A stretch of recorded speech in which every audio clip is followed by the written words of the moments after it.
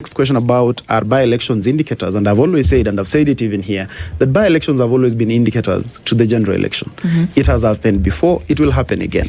When I was in Jubilee, and the person who replaced me in Jubilee was just here with you this morning, and at that time when we're moving towards the by-elections, we lost all by-elections, and we were government, and we were the ruling party, and we came up with all manner of excuses on why we lost those by-elections. True as it could be, we went to the election and still lost. So the by-elections that are happening today, when you see the results of those by-elections today, they should be able to start showing you what is going to happen in the general election. Remember, the by-elections are not just happening in one region. They are happening in cross-section parts of this country.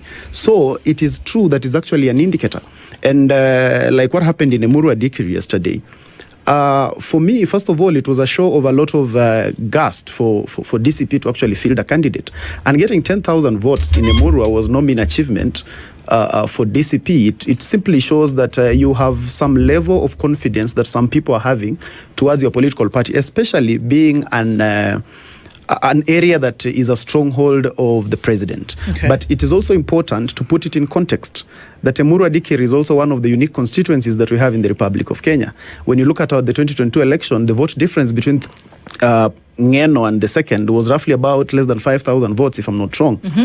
Yeah, so percentage-wise, that would be very high, probably almost 60-70%. But when you come to the cumulative vote of then the president vis-a-vis Raila Odinga, Ruto still got 93%.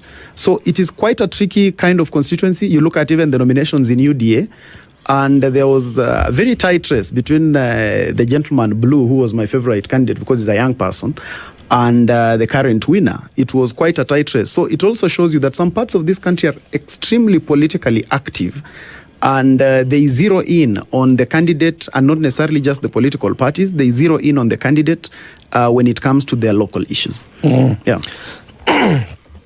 Interesting.